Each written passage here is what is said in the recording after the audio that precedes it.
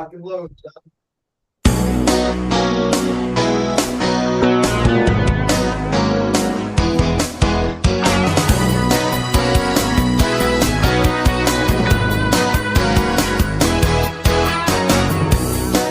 Welcome, everybody. It's another exciting edition of the Sports Hole. I'm your host, Luke. With me, as always, XFL Jim, rock and roll Matty Goldberg. What's up, dudes? Sports Hole. Just had a great week of the UFL. I'm living large. Who cares about all these playoffs? Right? Fuck that shit. Who cares about Football. the draft? Football. Who cares about all the insanity? I tweeted out, Maddie, if you'd rather watch hypothetical fucking nerds talk about players that may or may not play football over real football, you're a fucking loser. I agree.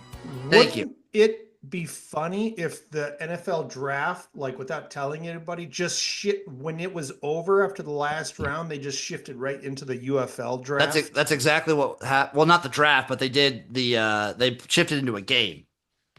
It was on ESPN. I think I think either night 2 or 3 it went right to a game. Yeah, the NFL's ESPN would go amazing. back to just the full weekend format. My buddies used to host Sunday. cookouts all weekend long just to see if they could watch every pick. And then the Jets fans were the star of the show because they would always go crazy with the bad picks. But the NFL is amazing that you got the NHL and the NBA playoffs, and they stole the show. Yep. They do it every time. With the Shedeur Sanders is like high drama. The prank call is high drama. I mean, what a story! Like the kid that prank called. I mean, I love this kid. He was and it cost like the Falcons $250,000. It cost his dad $100,000 in fines. And who knows what you this think he gets his car taken away and he gets grounded? I think because his dad's just an analyst, right? His dad's not his dad was the coach of the Jets last year. Damn. His dad is Jeff Ulbrich, who was the interim coach of the Jets, who is now the DC coach of the Falcons. So what happened was the players that are going to get drafted get a special phone because the teams need to call you when you get drafted. So if you're going to get drafted or you're prospective, you get a phone. So he stole the list from his father, and him and his buddy said, let's fuck with everybody. And they had a blast for the weekend. His salary is only $1.6 million, so like $100,000 is a decent chunk out of his. Oh, yeah. Absolutely. It's almost a tenth, It's one of the craziest thing ever. So the oldest Sanders' son does videos. So they had a party that they were filming, and they filmed a prank call, and it was brutal because you hear like Shedeur like, oh, I've been waiting for this call. And he's like, yeah, you ready to get to work? And he's like, I'm ready. And it's like, well, it's going to have to wait. And he's like, hello. Oh, so that's what that meant. Because I didn't see the filming of the call. I didn't know, I didn't know when he said you have to wait that, he was saying it like, fuck you. I thought he was saying, just hold on. No, because it was responsive. Like, Shedeur said, I've been waiting for this. And then the guy on the phone, the prank caller, was like, well, you're going to have to wait a little bit longer. And then hung up. That's so great. And then the thing about it is Shedeur was going like, how did they get this number? Because this is like a special phone that only he bought a brand new phone just for the draft. No, for what I heard is they gave out special phones to the players or something. No, like the players, their numbers goes into like a database for all the teams. Okay. And then Shedeur decided to buy a new phone to put that number into the database so that. Gotcha. Oh my God. But also, he wasn't there was other players that were prank called. About 10 guys got prank called. Oh, it was 10? I only know of, I think Tyler Warren was the other one. There was a bunch, yeah. But only one person gets punished.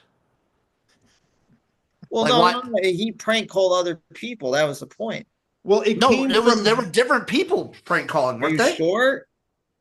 It was there were stories that I saw that came out where it's like yearly people get prank called. Okay, never mind. Well, I don't know. They could. Well, if you get caught and you put it on Twitter, you're a dumbass. And I think it's only a big deal because Sanders fell so far. I think if he would have got picked, even a round later, it wouldn't have been a problem at all. Well, we got to talk about Sanders, and we got to talk about why he fell and what the fuck happened. It was like I have a take of why he fell. Yeah. My take is if Shedeur Sanders was good enough to be a starter, like right away, he wouldn't have fallen whatsoever. They would have put up with anything. They would have put up with whatever drama. But was 100 times cockier than him. But as a backup, I don't even think it's the cockiness factor. I think it's the media circus and everything that comes with it. Where as a starter, that's okay. As a backup or even a potential third string, the media circus and everything that comes with that for a backup is not worth it.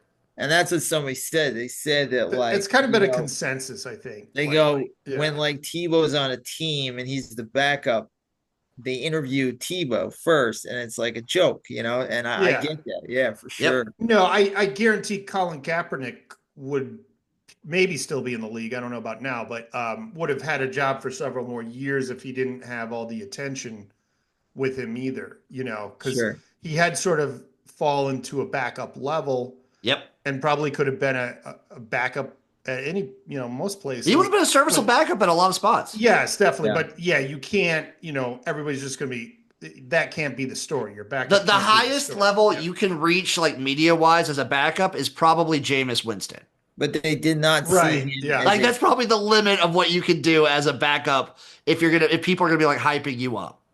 I mean, I got a little inside info. I don't want to say it just about how insane he is or how coddled he is or how he's not really mature to lead a team yet. A lot of teams saw that. And that hurt him. It sounded like the way he did the combine, the way he did everything, he was kind of where he was acting like, it was a foregone conclusion that he was a top 3 pick or like a top 2 quarterback in the league. His father fucked him because his father's a year ago was like, we're going to do the Eli Manning thing. And it's like, no, you're coming in here to earn a job and earn something, or even the first round picks should earn something, because I don't think Caleb Williams has earned anything.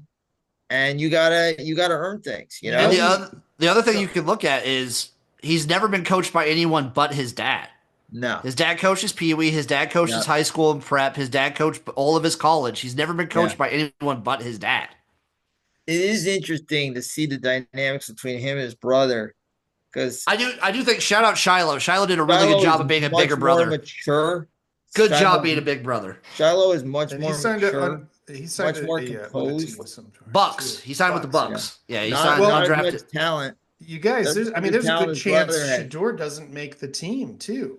It's gonna be my thought is it's gonna be between Flacco and Pickett for the starting job. Whoever loses that gets the backup, and then it's a fight between Dylan Gabriel and Shedeur Sanders for the third string. And I do think Shedeur is better than Dylan Gabriel. I flat out I think he's better than Dylan Gabriel. It's anybody's job. Fair, but we'll see. If his attitude was that nonchalant, then you have to. Maybe it's a wake up call. They want a worker. They want someone who's going to study the film and then be willing. You're going to have to probably play practice squad. Yeah, from what I hear too, he kind of interviewed when he would do interviews. Shedeur was like, "What can you guys do for me?"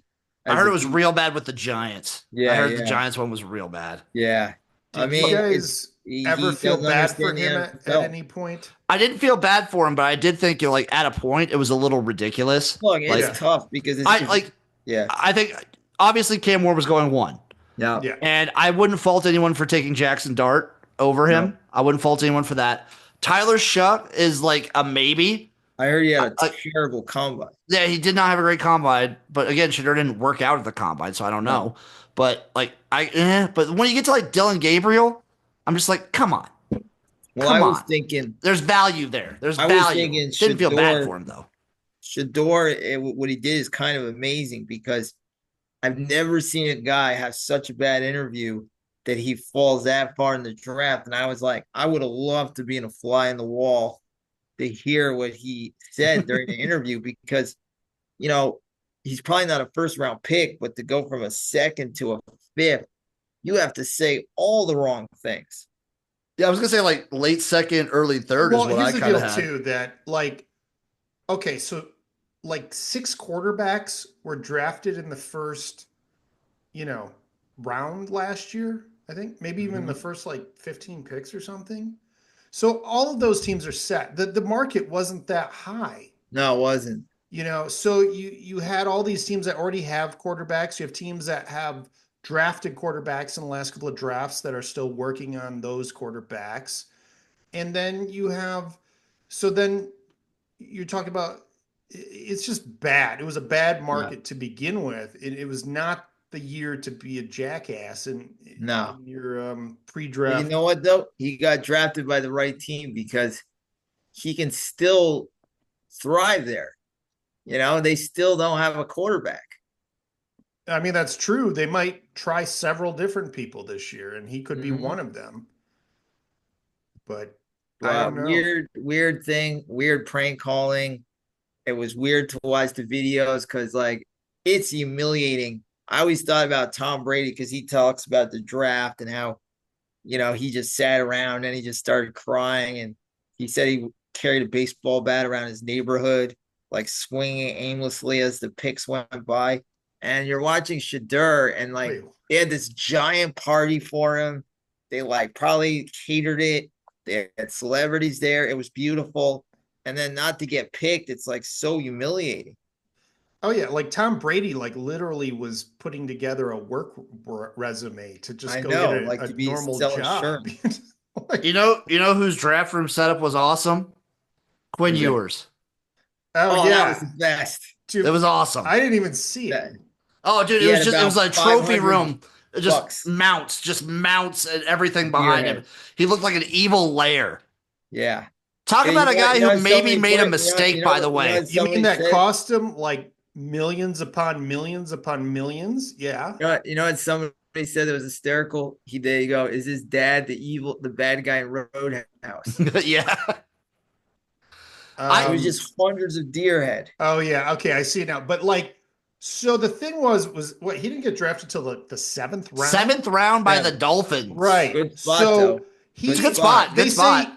So a comparable contract for him from other players that get drafted in that same spot is like basically 4 years, $4 million, when everyone's saying he could have made $8 million just from this season alone going to Miami. They were saying 4. The number I was seeing floating around was like at least 4 for him. And let me throw a little shade at your Dolphins. I don't know which that's 1 year. I don't know which college would have taken him necessarily because he was not going to stay at Texas. Miami was set up for that. That's true. I think he would have been better in Miami than Beck. So here's the deal: he could have went to Miami, made between $4 and $8 million this 1 year, as opposed to $4 million if he makes the team, if he makes the Dolphins roster. Period. And then he could have upped his draft stock. Too. And this was just really poor decision making. And I want to say something about the Dolphins. Why did they coddle Tua? You could have drafted Sanders a bunch of times late. They just don't want to give him any competition. Like that's you what do you mean? With competition. Like stop. We don't need a quarterback, man. We needed like offensive and defensive linemen. What are you talking about? We need a quarterback.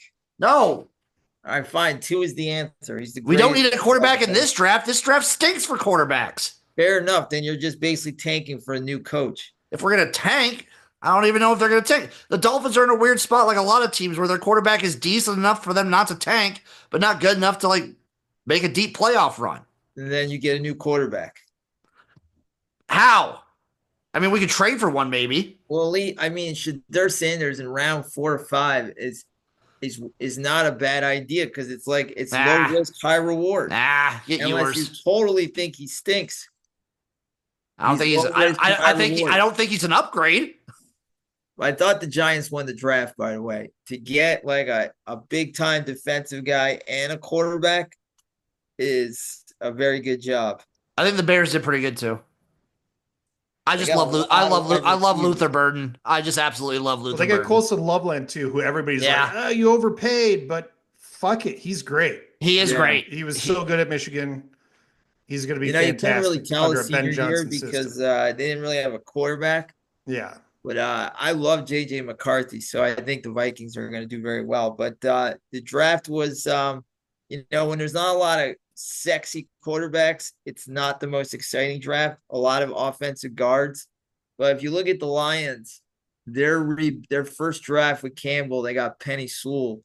Yeah. And that's not a sexy pick, but it's a fucking great. Oh, for me it is. That's a real sexy but pick. For real fans, it's a great pick. Yes. For other fans, it's like, what? Well, like, remember, I lived through the Lions when they would draft a wide receiver every year. Yes. And only one ever came through, Calvin Johnson. Yeah. No, I don't know. I'm not one of these guys who really like gets too caught up in the draft because you don't know. You won't know for a couple years at least. You know. You think you know, but you don't. A lot of people are bashing the Lions draft this year, and I'm like, I trust Brad Holmes. He's put some shit together, so I have no choice but to trust him. And I like that Dan Campbell's like, yeah, he's watching film 2-3 years ahead of these drafts, so he's like, and like they wouldn't got this receiver that I didn't even think we needed, and so we'll see. They might trade Jameson Williams as a rumor. Really? Yeah. Well, they're going to have to start paying people. That's the thing. And he's kind of a head case that does dumb stuff. He's a head case, and I don't know. Yeah, that's the main thing. And they could probably get a lot for him too. So, but it was a very, very, very practical draft. It just seemed like everybody was like practical, like we're not going to overdo it. We're going to take the smart, safe pick. Yeah, I think that's like even indicative of with Shedeur too. I feel like in other years that someone, around, with an agent. Well, he's going to have to work really hard, like if he wants to make it in the NFL, like now you're not coddled anymore. You got to earn it. You got to get your butt in the playbook. You got to understand you can't play hero ball. You can't scramble. These guys are too fast. A guy there's a guy named Matt Be Great. You ever watch his videos, XFL, Jim? Yeah, I have. Okay, so he made a really good point that I never thought about. He said he likes college better than the NFL. And he says in college, the best athlete is the quarterback. And we watch him scramble and do all types of crazy shit and make plays like RG3, Shedeur, Caleb Williams. But the NFL is about getting the ball out and reading defenses. And that's a major difference. And Shedeur has great college skills. But can he be that guy that's like, I'm going to know where to go. I'm going to know the matchup with the wide receiver against the linebacker before the snap. Is he going to know that shit? Because they're not drafting him that he can scramble and make crazy plays, which he can. They're going to make him that he can, make the easy plays, the dinks, the dunks. My favorite quote from the draft, by the way, was from the Lions. 6th round pick, Ahmad Hassanin. Did you guys see it? No. What did he say? He said he would, in a quote, he said, whoever believes in me, that means the world to me, especially Dan Campbell. I would die for that guy. I would run through a wall for him like I ran through a wall for Boise State head coach, Coach D, the defensive coach there. He's a D lineman. I would die for him. I love that language. I think Dan Campbell loves that language. 6th round pick. That's why he probably drafted him. Dan Campbell's going to cry. Also the first Egyptian to play college football at the FBS level, and the first Egyptian to ever be selected in the NFL draft. I remember when everybody thought Colin Kaepernick was Egyptian for some reason. Like he just. Well, I remember his father. His father wasn't Egyptian. Well, I mean, we saw his adopted family. The great Ed McCaffrey. What? Former Giant Bronco, great. By the way, the letter that Ashton Genty sent out like before the draft, that was one of my favorites too. Where he's like, I would draft the guy that they can't tackle. That's what Ashton Genty said. You have this John Elway story, by the way. Yes, this is so bizarre. This is out in my neck of the woods too, in La Quinta, very rich guy's paradise over there. Yeah. I think of all the times I was thrashing around on a golf cart with my buds, just drunk as shit. And it sounds like there was some alcohol involved. But yeah, they said they didn't find any negligent driving, but literally, if they did, and he had been breathalyzed, he could get a manslaughter charge. I know. It's very bizarre. I mean, how many people have golf cart death accidents? Not many. It's it's The just one of only those things where it's just you fall out at the wrong angle and you hit your head. You know, it's like when people die in just a normal fist fight, they hit the head on the yeah. ground or something. Well, the on Jackass they did that, and like Bam Margera almost broke his fucking. I remember that was like one of their most dangerous pranks in the I first know. movie. So like they must have been going fast to die. Yeah. I mean, you know how like No, a it guy really, I killed. don't think you have to be going that fast. Like, I think you just hit if when head injuries are weird, you just hit your head the wrong way. People Mm-hmm. trip and hit their heads All and right, but let me ask you yeah, this question. I'm not trying to say anything. I don't want to get sued here, but like, you ever see those murder shows when the woman dies in the shower and the husband gets arrested and he says she sure. slipped in the shower or she slipped falling down the stairs? Yes. I mean, I don't know, man. Like, how Yeah. many people just died falling in the shower? The only thing, my older sister told me a story of a man who he didn't die, but he went to take a bath. So he drew a bath and he took an X-Lax before the bath and he hit his head and he was unconscious. So they found like he was flooded in water and shit. But I don't know if that story's even true. Dude, people fall in the shower all the time, dude. That's And a common die? accident, especially for older people. Trust me, Okay. working at hotels, you get requests for like non-slip mats and Yeah. things like that. It's a real But have they thing. died? Yeah, dude, slip and falls. You hit your It head Okay. the happens. wrong It's way, true. dude. All Look, It's right. just a head thing. injuries are so wild. Maddie, you have a special head. You should know about these things. Come on. I've slipped. I've never died. I've fallen downstairs. I've never died.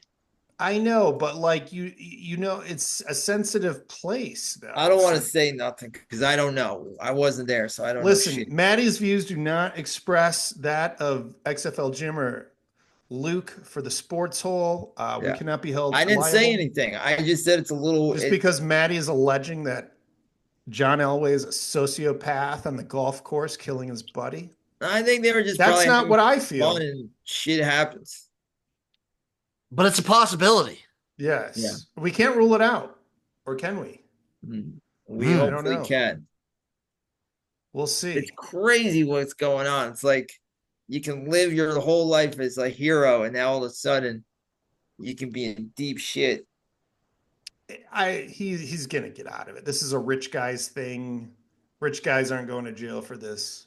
It Sure. just is. You and I would go to And jail, not John Elway. what did you guys think about that Bill Belichick thing? That was fantastic. I love it. He is now a Jordan, baby. hostage. That It interviewer seems like should have said, blink twice if you need help. has he adjusted his will?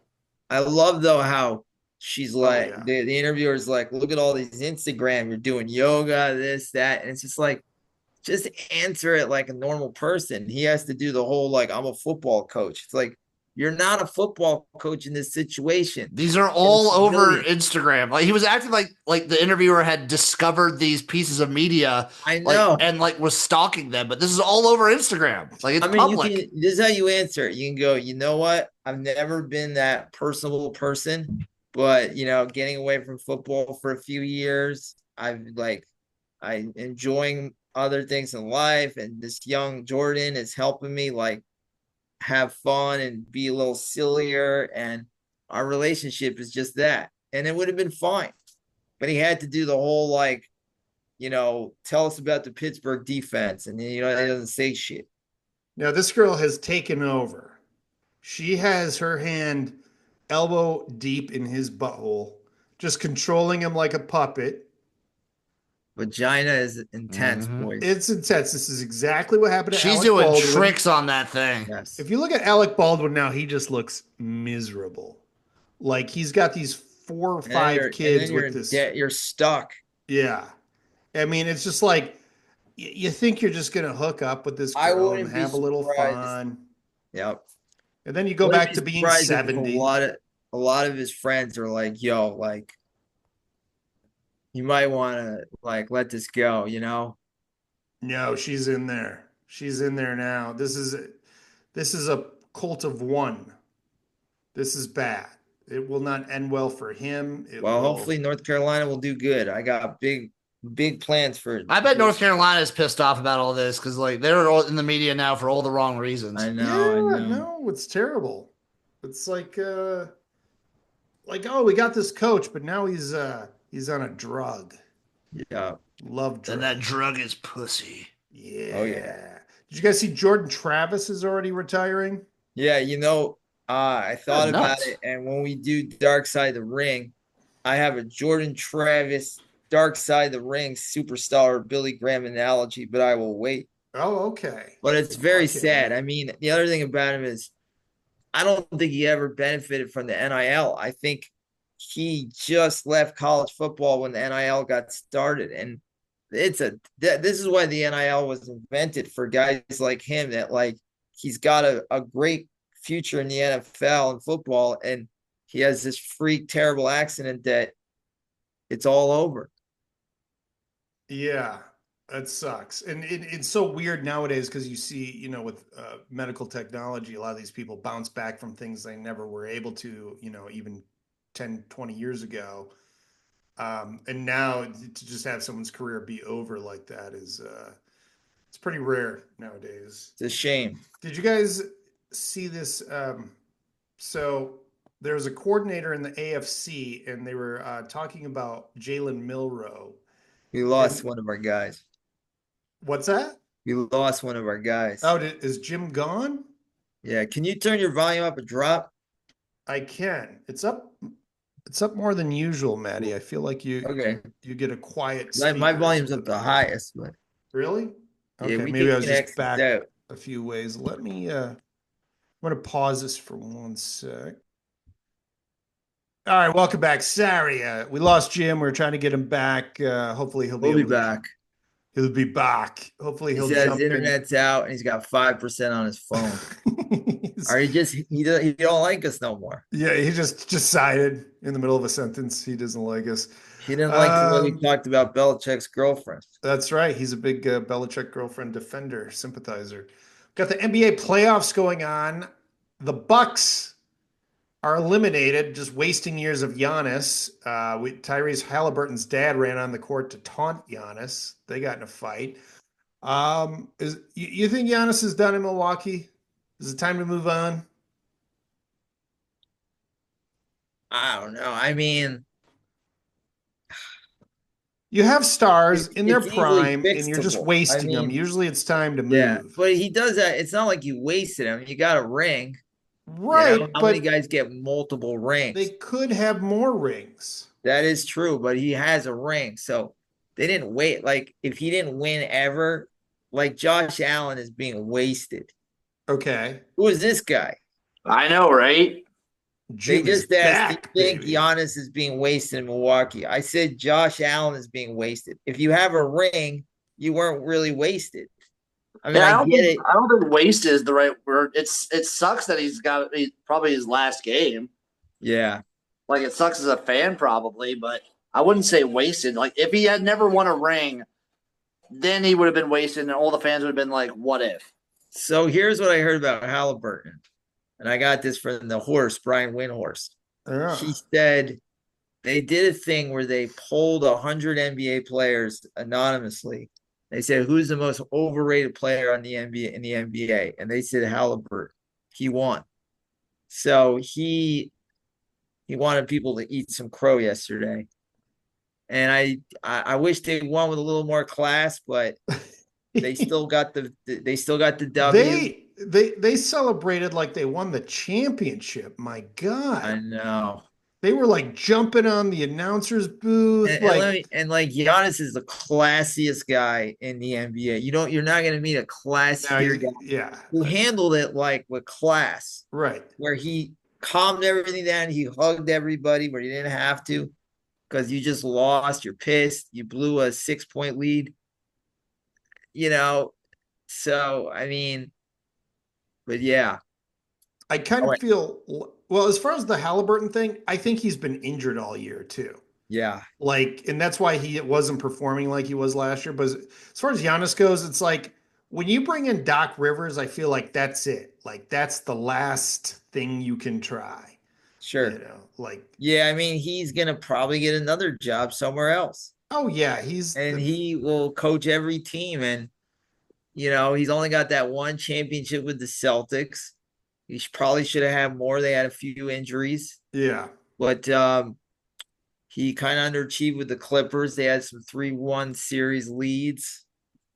Jim's Yeah. going out. No. Oh boy. Oh, now he's Must back. be a tornado in Nebraska. Well, now he's going off of cell signal. So Okay, yeah. we'll see. We'll take him as he goes. There he goes. A great series. Pistons versus Knicks has been. And from what I'm seeing is that the Knicks are kind of like falling apart with injuries, and the Pistons are young, dumb, and full of cum. And I think the Pistons, I give them a great chance to win that series now. I do too. They've been in almost every game. That they actually should be up 3-2. Tim Hardaway Jr. got fouled at the 3-point line in the last second. They didn't call it. Sorry, I'm just checking my broccoli, boys.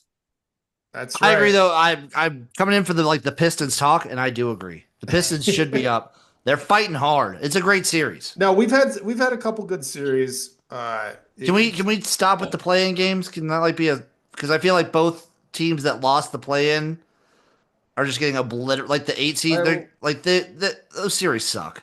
The playoffs have been really fun. I forgot how great of a time.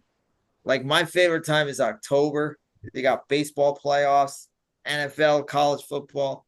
But this weekend, you got NBA, NHL, baseball, the Kentucky Derby.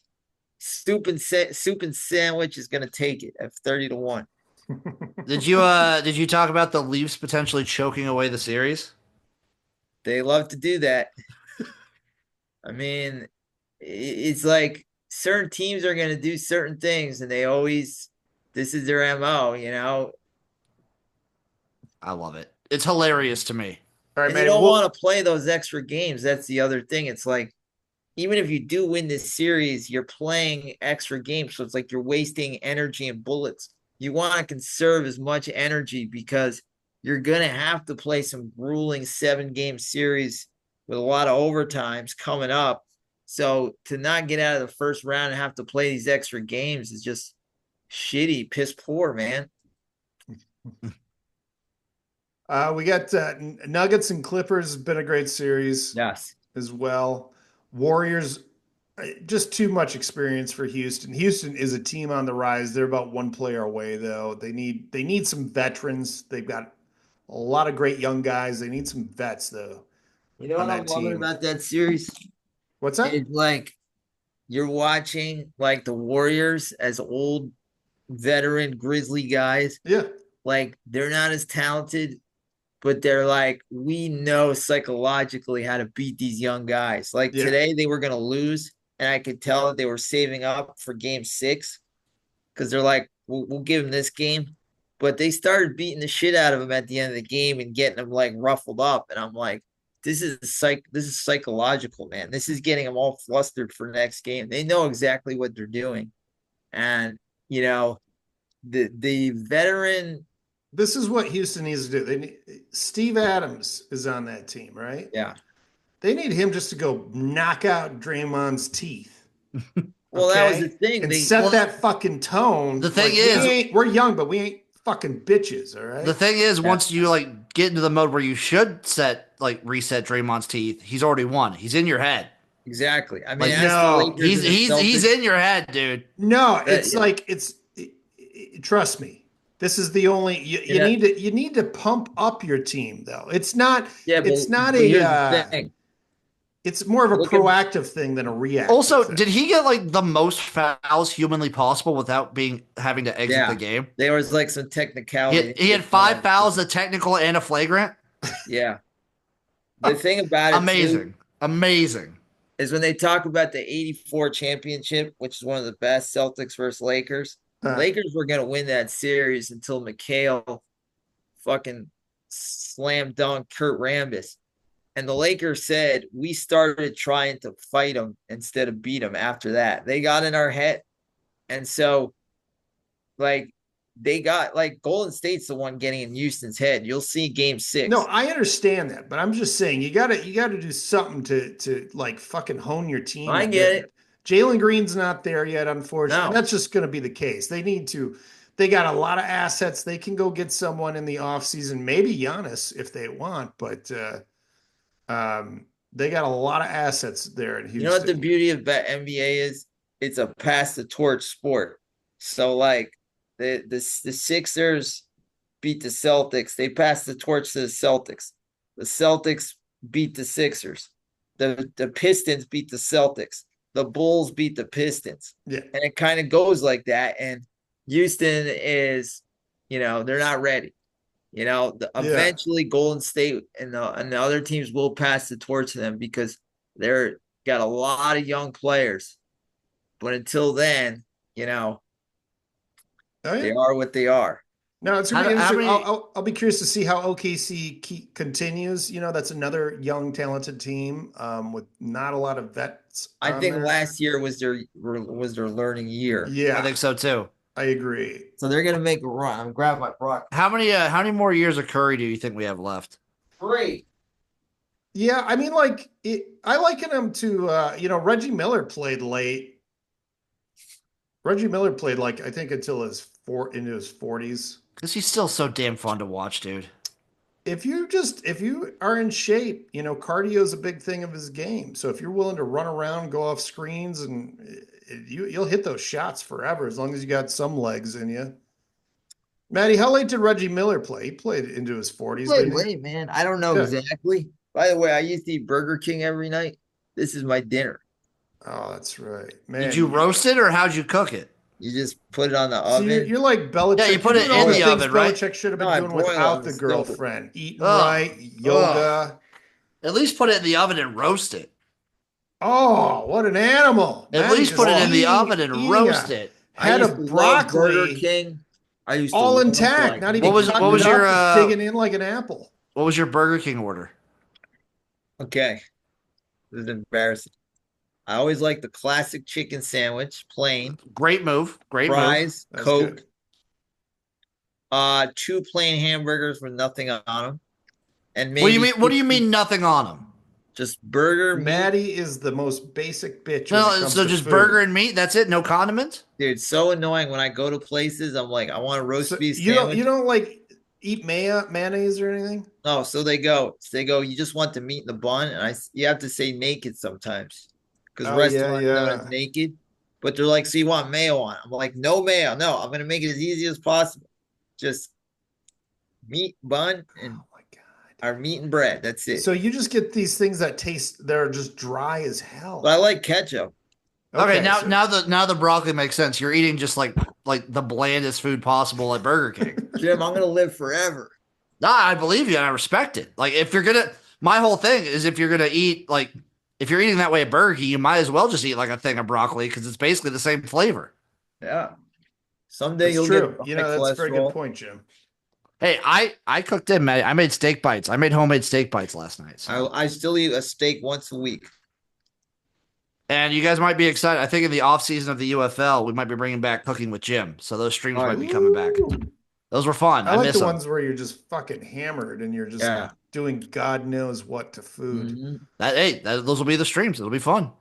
Lakers down 3-1 versus Minnesota. I'm watching. You just can't have a team with 5 Duncan Robinsons on it. I'm sorry, it just doesn't work. You got to have some defense. By the way, Tyler Hero is the worst basketball player I've ever seen.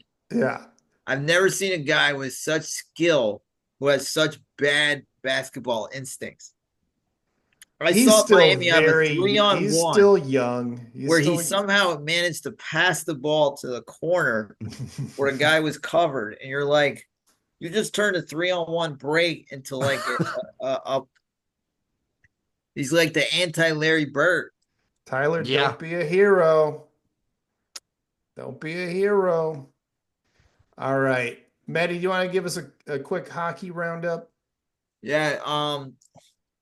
Hey, man, Ovechkin. They just took out the Canadians. We talked about the Leafs are having trouble with Ottawa. Winnipeg is always a shitty playoff team. It's 2-2 in the second. They're tied 2-2 with St. Louis. The Florida Panthers keep going, man. They already won their first round. It's so hard to go back to back, but if there's one team that can do it, it's probably them. right now, watching all the teams, I'm going to say right now, Edmonton finally gets it done. They've been in a great series, by the way, with the Kings. That's been up and down, just great hockey. I'm gonna say, you know what? I'm gonna say Edmonton and the Capitals. Or the Canes. Don't throw out the Canes. The Canes they won too. I dig that. I'll root for Edmonton. But it's been with YouTube TV, you got the 4 squares going, 4 games at one time is amazing. All right. R.I.P. Steve Mongo McMichael. Yep. Great player on the 85 Bears. Decent wrestler. It's very sad about how much of a wrestling career did he have? I remember he was in the Royal Rumble and he was shit, in the right? WCW right before the NWO. Okay. So he was one of the bigger guys in the NWO. But when they came in, that was like a whole echelon of higher breed. So he was kind of like, he got his ass kicked by him, you know? Gotcha. Was he in a Royal Rumble? He was just in WCW? No, I don't know if he was in a Royal. I don't think he was ever in WWF. Oh, maybe okay. when WCW was over. But yeah, that's funny. A great personality, loved by Chicago, a big part of the 85 Bears, and a character. Yeah, I forgot. He had great some nickname. Debilitating named after the guy in Blazing Saddles that punches the horse. Is that? That's fantastic. Mm-hmm. All right. And we have, just so you guys know, Eric Bischoff and Hulk Hogan are teaming up for a new freestyle wrestling promotion. What does that mean? I think it means actual, like, real wrestling. They should get Vince McMahon involved. Somehow, come out here, you. They have somehow this man, Izzy Martinez. They do have this man, Izzy Martinez, involved. Yeah, Izzy Martinez. Izzy Martinez, Martinez? Founder of the Izzy Style Wrestling, and has coached several top names in UFC, I guess. Okay, so yeah, freestyle wrestling. It's fun if you like wrestling, like real deal wrestling. I wouldn't want that's cool. Team up with fucking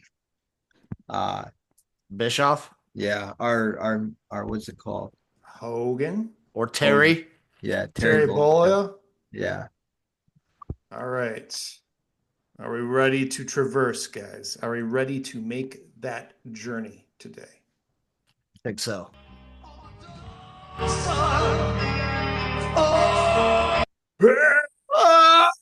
Yeah. Dark side of the ring, superstar Billy Graham. If you know Hulk Hogan, you know superstar Billy Graham. Mm-hmm. Really, Hulk kind of ripped off his whole thing. Yeah, that was a big takeaway for me on this one. I was like, damn, I'm gonna play ripped off his whole fucking style. Oh, Maddie's sticking up for the Hulkster? No, I'm sticking up for Vince McMahon. I'm saying more Vince. You always stick up for Vince McMahon, though. I'm saying that Vince is the one who molded Hogan into the Billy Graham character. Oh, I see what you're saying. Oh, that makes sense. You hear a lot in this episode, like if Billy Graham was a thing 10 years later, he would have been Hulk Hogan. Exactly. So Vince that was Vince's vision. Yeah. If we can get a guy to do what Billy Graham did 10 years before, and Hogan looks like him and he can play that part. But I'll let you get into that. Billy Graham, one of those guys who like burned real bright for a brief period of time, unfortunately, due to circumstances beyond his control and circumstances from his control. He grew up in Arizona, and Jim, you'll love this. He left Arizona and went to go play football for the CFL.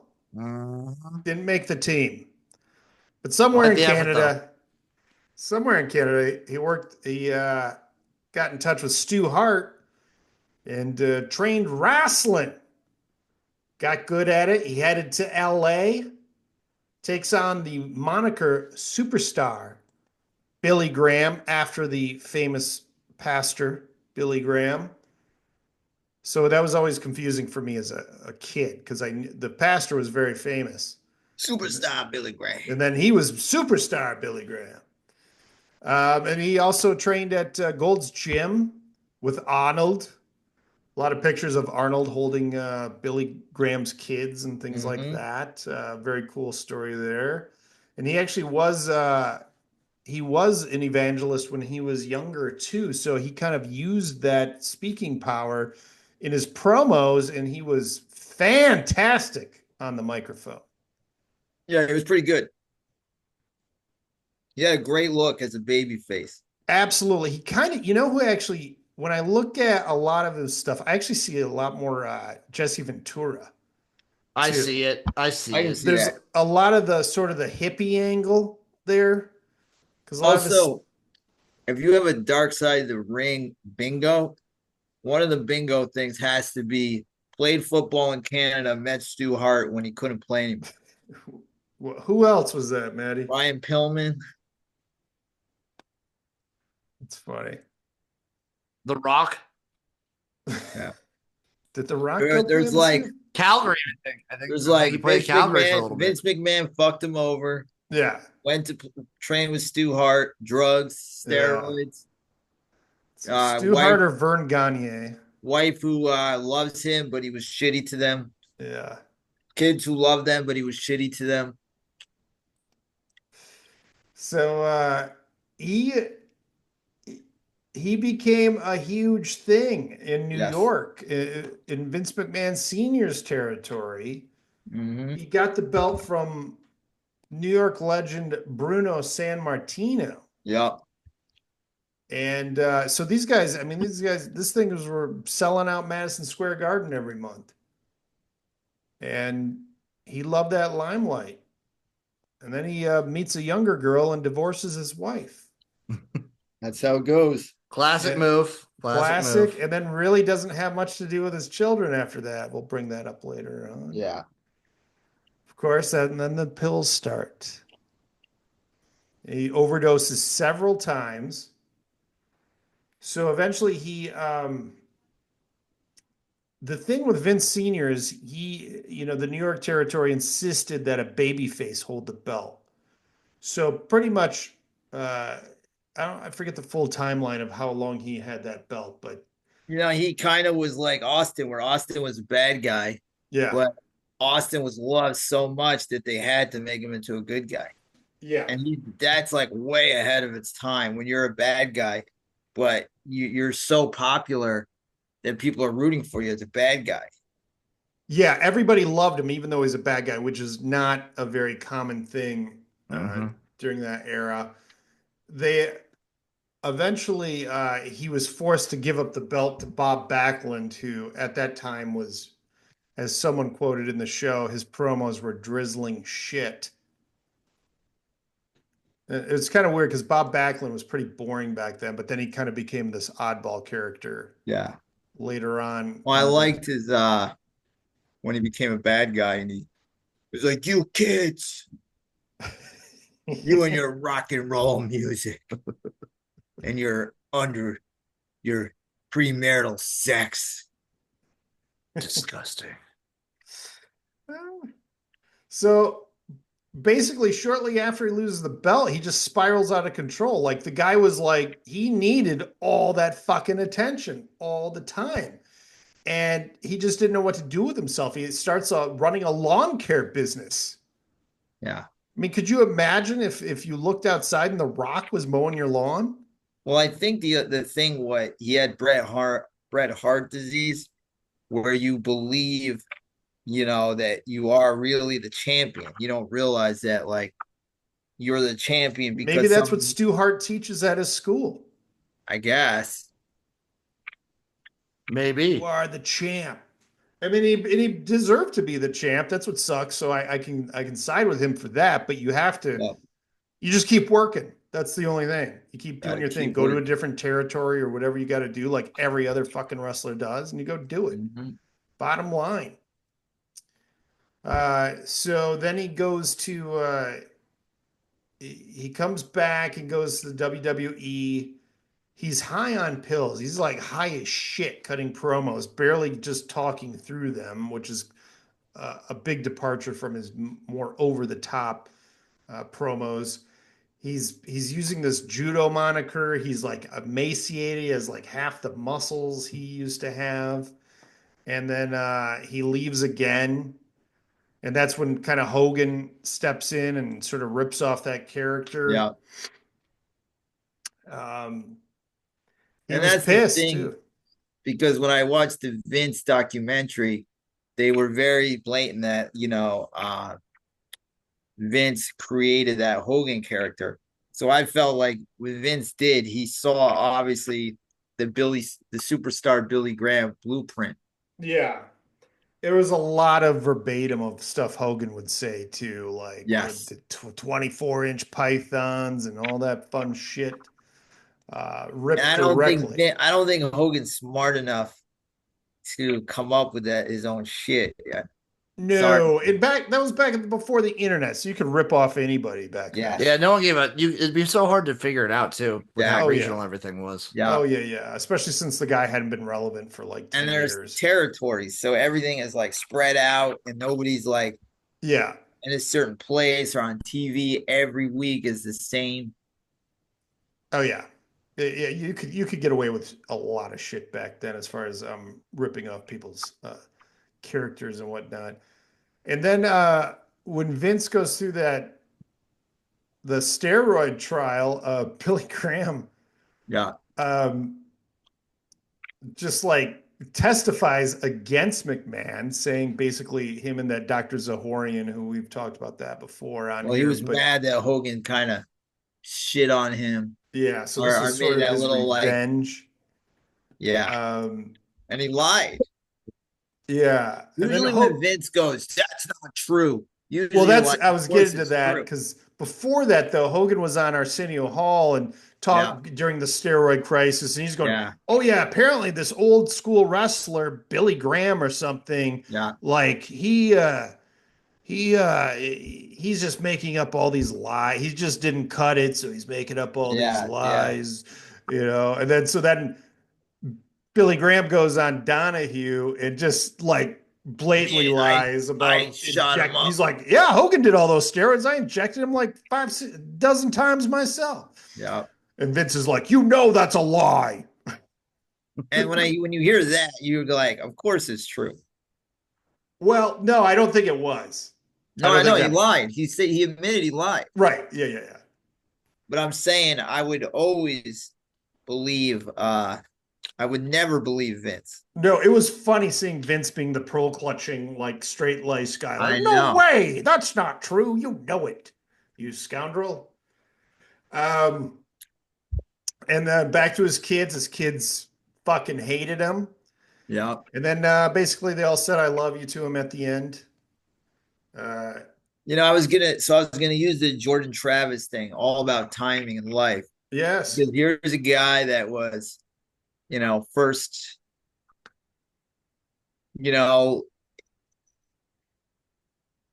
how do I put this? I forgot my point, but life sucks sometimes. And, like with the NIL, if superstar Billy Graham was around 10 years later, he could have had that Hogan career. He could have been Hulk Hogan. We would all know, like, what's one wrestler everybody knows? Superstar Billy Graham. And it didn't happen. It just sucks. Yeah, it is too bad. He did have a great personality. And then so he got back into the ministry, and he writes his life story in a play called The Empty Ring. We should review The Empty Ring sometime if we could find that. And it was like a weirdly videotaped thing with like Jake the Snake playing him. It didn't look very good.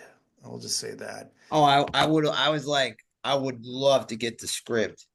Oh yeah. It was like porn caliber acting with Jake the Snake.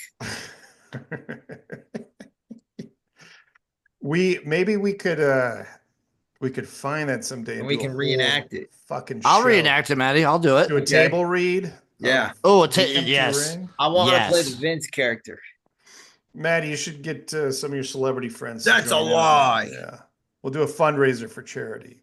You know, my niece, she's 18 and she wrote her first play and she's directing. So it's this weekend. Yeah, it's you crazy. should have told me, man. I know, she's pretty Pam and I would have came. So, you know who's in it is Brian Dennehy's daughter, but she's like an old lady. She's like a 60-year-old lady. Oh fuck yeah! I guess Brian Dennehy's ancient too. Well, he She's passed grizzled. away. Is Brian Dennehy? He passed away, unfortunately. But like, you know, First Blood is one of my favorite movies. And no, Dennehy was the man, dude. He was one of the greatest bad guys. Him and Dennehy. I mean, him and Nick Nolte. Just I love that character actor. Yeah, you know? Jim, please tell me you've seen First Blood. Of course, I've seen First Blood. Right, thank you. I'm not like cultured, but I'm not that much. No, I know. I'm just giving you a hard time. Yeah, we don't like drifters around here. Yeah. It's over nothing. So Billy Graham almost dies of Hep C and liver cancer, and then he gets a new liver. And I'm like, man, this looks like a big waste of a liver here. He's a guy that's really abused a lot of shit. He thinks he got Hep C from wrestling and all these blood matches and stuff, which we've seen before on another dark side of Hep C going around with sharing the razors and all that kind of shit. And then he lived another 20 years, and it seemed like most of it was pretty good. He had a very loving wife, and then he reconciled with his kids, you know, at the end. And he more importantly, he reconciled with Vince McMahon. You know, he got 20 more years. Yeah, that's nuts. Looking at him, you're like, that guy's not lasting 20 years, new liver or not, you know. So, like, I didn't realize he just died a couple years ago. I remember when he died, but like, didn't know that either. Yeah. I'm seeing what he had and what he went through. I figured he died 20 years ago. Yeah. So, you know, kind of a cut and dried thing, a good personality. The episode got better as it went along. It was a little slow at the beginning, and then it kind of picked up. And it's always fun that this one, the guy was more mad at Vince Sr. more than Vince Jr. Yeah, you don't see that too often in these ones. No. Someday they're going to be like, Hunter Hearst Helmsley and Stephanie fucked me over. Yeah, those are the ones. I can't wait for those. We're going to get to those soon. Hey, what's that? What's the one coming up next? It's a wrestler I don't know about. Yeah, I don't know him. He's a little before my time, even though so that tells me this is probably a good story then. Yeah. If you don't know him. But so it's new to me, but he was around when I was around. So like I missed him. I don't know much about him. Where did he wrestle? I think he was in ECW for a little while, WCW. Okay. There's a video of him doing a bloody match with fucking Cactus Jack. All right. I'm listening. I'm here for that. Well, I can't wait. You guys have anything to add before we cut out of here today? No. Just much love, and we'll see you next week. Watch the UFL. And I'll watch this weekend. Great matchups. Now I can't wait for all these texts like, Jim, you watch this fucking shit? I know, right? I will watch this weekend, I promise. And you'll watch with a positive attitude. All right, everybody, thank you so much. We'll have a lot more NBA, NHL playoff action next week. Nonstop Shedeur Sanders talk as well. I'm sure that's coming. More prank phone call talk. You got it. Tune in next week for another exciting edition of the Sports Hole. Broccoli takes too. Broccoli takes.